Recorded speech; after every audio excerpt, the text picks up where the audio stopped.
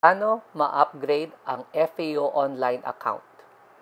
Step 1. Install ang Google Authenticator sa mobile device. Gagawin muna natin, bubukas natin ang Play Store. Hanapin natin ang Google Authenticator.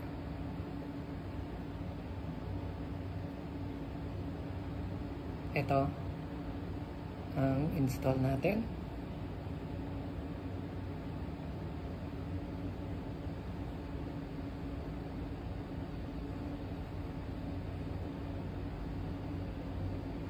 Tapos pagkanda na, buksan natin. Tapos get started. Tinatanong ng Google Authenticator kung gusto niyo mag-link ng isang Google account sa app na to. Ang rekomendasyon ko na gawin niyo to kasi kung nawala ninyo ang mobile phone ninyo, ang linked accounts ay napupunta sa Google Cloud. So, hindi mawawala ang code ninyo. Sa akin, pipiliin ko ang Imagination. Okay. Tapos, handa na tayo i-link ang FAO account natin dito sa Google Authenticator. Ngayon, ilipat natin ang lumang account.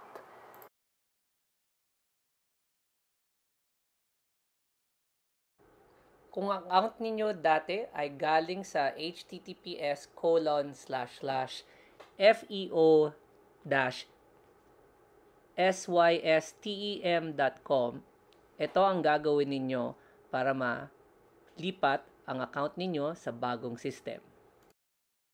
Sa web browser, punta kayo sa https://feo.pnp-csg.org.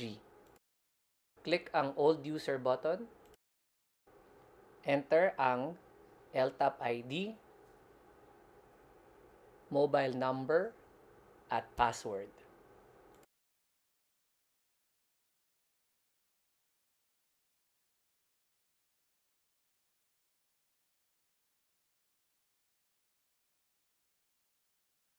Pindutin ang submit.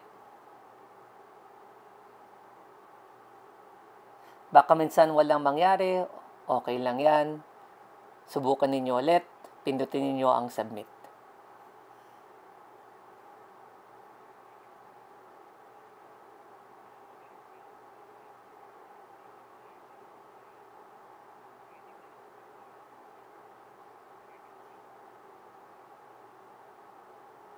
Yan. Na-upgrade na ang lumang account.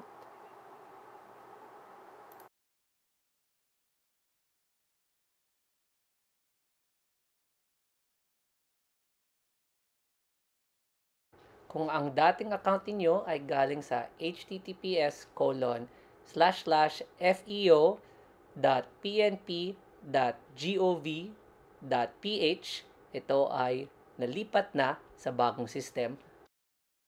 Link natin ang Google Authenticator sa FAO account sa https://feo.pnp-csg.org.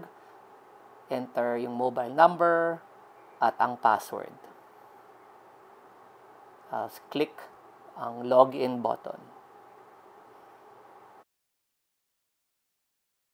May visual challenge ang FAO site.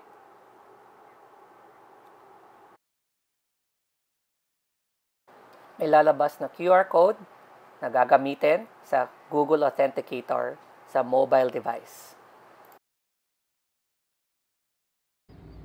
Okay.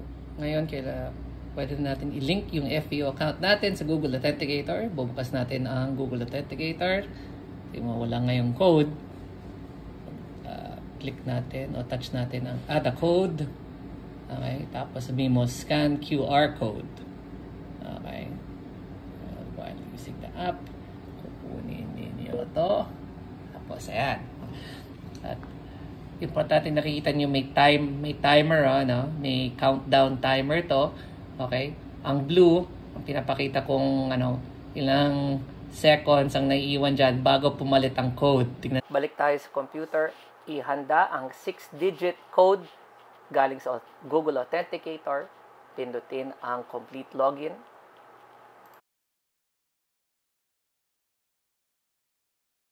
Ang 6-digit code galing sa Google Authenticator. Tapos pindutin ang login. Makakapasok na kayo sa FAO account.